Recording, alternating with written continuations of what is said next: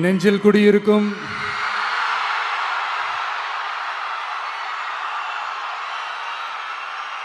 கரூர் சொந்தங்கள், உங்கள் அனைவருக்கும் என்னுடைய வணக்கம்.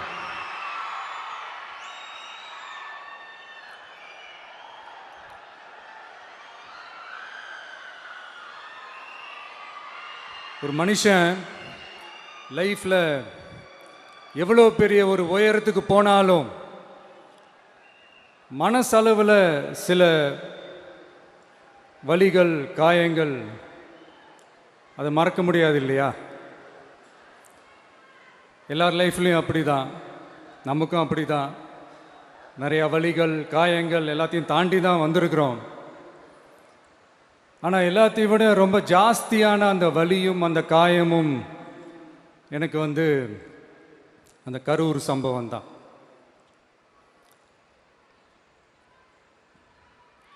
மக்களை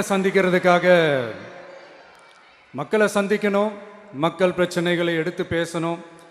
அதுக்காக தான் அந்த மக்கள் சந்திப்பு பயணத்தை தொடங்கி திருச்சி, அரியலூர், நாகப்பட்டினம், திருவாரூர், நாமக்கல், கரூர் அப்படின்னு சொல்லிட்டு போயிட்டுருந்தோம்.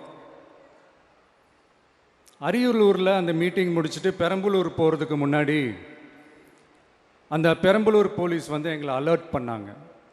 சரிங்க, கூட்டம் கொஞ்சம் ஜாஸ்தியாக இருக்குது, லேட் ஆகிடுச்சு, வராதிங்க அப்படின்ட்டு. So we had no choice. Police சொன்னால் நம்ம அதை ஒபே பண்ணி தானே ஆகணும்.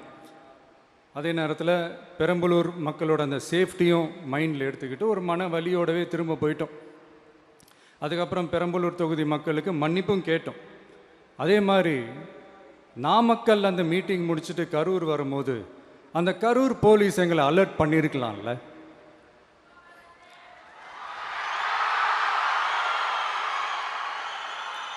இல்லை சார், இங்கே எதிர்பார்த்ததை விட கொஞ்சம் கூட்டம் அதிகமாக இருக்குது, கண்ட்ரோல் பண்ண முடியல, வராதிங்க. அண்ட் போலீஸ் நினச்சா அவங்க அந்த மீட்டிங்கே கேன்சல் பண்ணலாம். ஏதோ தப்பாக இருக்குது, ஏதோ தப்பாக தோணுது அப்படின்னு நினச்சிட்டாலே they have all the rights to cancel the meeting. எங்ககிட்ட கேட்கணும்லாம் ஒன்றும் அவசியமே கிடையாது. ஆனால் அதையெல்லாம் எதுவுமே செய்யாமல் அந்த ஹைவேல இருந்த அந்த ஸ்பாட்டுக்கு போலீஸே எங்களை உள்ளே கூட்டிகிட்டு வந்து விட்டு அந்த நாடகம்லாம் இருக்குது பாருங்க.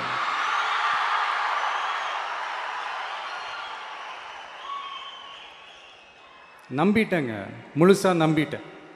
அன்றைக்கி இருந்த அந்த கரூர் போலீஸ் பேசும்போது தேங்க்ஸ்லாம் சொன்னேன் அவங்களுக்கு. எனக்கு தெரியாது இப்படி ஒரு நாடகம் நடக்கும். இதுக்கெல்லாம் யார் காரணம்? இதெல்லாம் யார் சொல்லி செஞ்சது? இப்படி பண்ணுங்க, அப்படி பண்ணுங்க, சப்போஸ் அப்படி நடந்தா இப்படி பண்ணுங்க, சப்போஸ் இப்படி நடந்தா இந்த மாதிரி இன்ஸ்ட்ரக்ஷன்ஸ்லாம் கொடுத்து அந்த ப்ரெஷர் போடுறது யார்?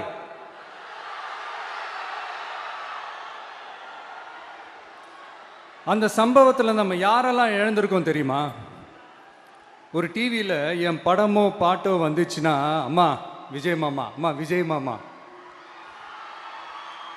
அப்படின்னு சொல்லி அவங்க அம்மா கிட்ட சிரிச்சுக்கிட்டு அந்த டிவி ஸ்க்ரீனை போய் தொட்டு முத்தம் கொடுத்துக்கிட்டு என் அக்கா தங்கச்சிங்களோட தங்க பிள்ளைகளை இழந்திருக்கோம்யா. மழலை கூட சரியா வராதப்போ ஒரு பேப்பர் மேகசினில் என் ஃபோட்டோவை பார்த்தா அது சிரிச்சுக்கிட்டு அந்த கள்ளங்கபடம் இல்லாத அந்த சிரிப்பு, அந்த கடவுள் மாதிரி இருக்கிற அந்த பச்சை பிள்ளைங்களை இழந்திருக்கோம்யா.